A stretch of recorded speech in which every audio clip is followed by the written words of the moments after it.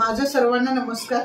मे महिना सुरू झालेला आहे आणि बाहेर अतिशय कडाक्याचं ऊन आहे। तर अशा वातावरणामध्ये आपल्याला काहीतरी थंड पेय प्यावंसं वाटतं किंवा थंडगार काहीतरी खावंसं वाटतं। अशा वेळेला जर आपण घरच्या घरी थंडगार काहीतरी बनवावंसं वाटत असेल तर मी तुमच्यासाठी खास घेऊन येत आहे सरोजनीज किचन कलाकृतीमध्ये व्हॅनिला आईस्क्रीम। व्हॅनिला आईस्क्रीम बनवायला जास्त इंग्रेडिएंट्स लागत नाही। तर चला आता जास्त वेळ न घालवता रेसिपीला सुरुवात करूया।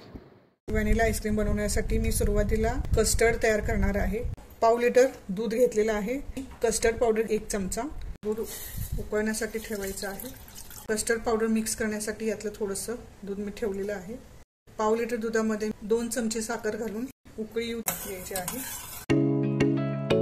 शिल्लक दुधामध्ये मी कस्टर्ड पावडर घालून मिक्स करून घेणार आहे आणि हे छान मिक्स करून घ्यायचं आहे। कस्टर्ड पावडर मी थोड्याशा दुधामध्ये मिक्स करून घेतलेली आहे। तुम्ही बघू शकता दुधाला छान उकळी आलेली आहे। कस्टर्ड पावडर मिक्स केलेलं हे दूध आपण थोडं थोडं घालून घ्यायचं आहे आणि सतत ढवळत राहायचं आहे।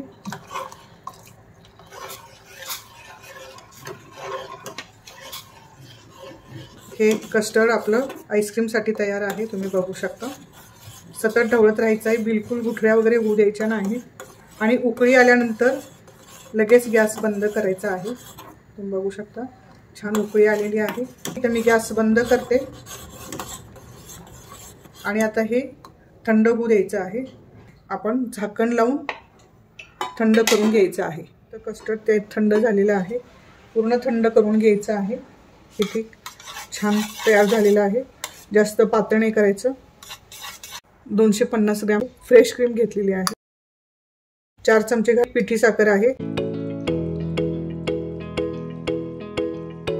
ते कस्टर्ड याच्यामध्ये घालून घ्यायचं आहे। व्हॅनिला एसेन्स घालायचा आहे आणि तो अर्धा चमचा घेतलेला आहे।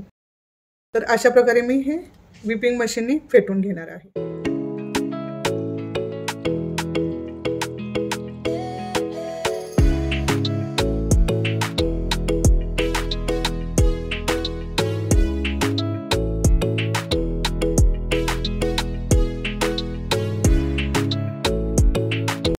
सर्व मिश्रण छान बीट करून घेतलेलं आहे। आता हे मिश्रण आपण एका कंटेनर मध्ये घालून घेणार आहोत।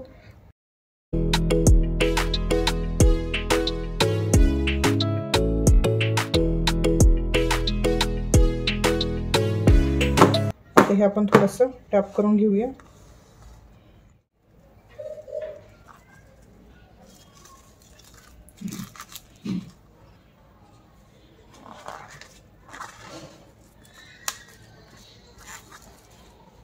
फ्रीजरमध्ये 8 तास तरी ठेवावं लागेल, परंतु मी हे 1 तास फ्रीजरमध्ये ठेवणार आहे। बाहेर काढून पुन्हा थोडंसं बीट करून घेणार आहे 2 ते 3 मिनिटं आणि सेट करायला ठेवणार आहे। तर आपण हे आता मिश्रण सेट करायला ठेवूया। 8 तास होऊन गेलेले आहे। आता आपण आईस्क्रीम बघूया आपलं तयार झालंय का, खोलून बघते मी।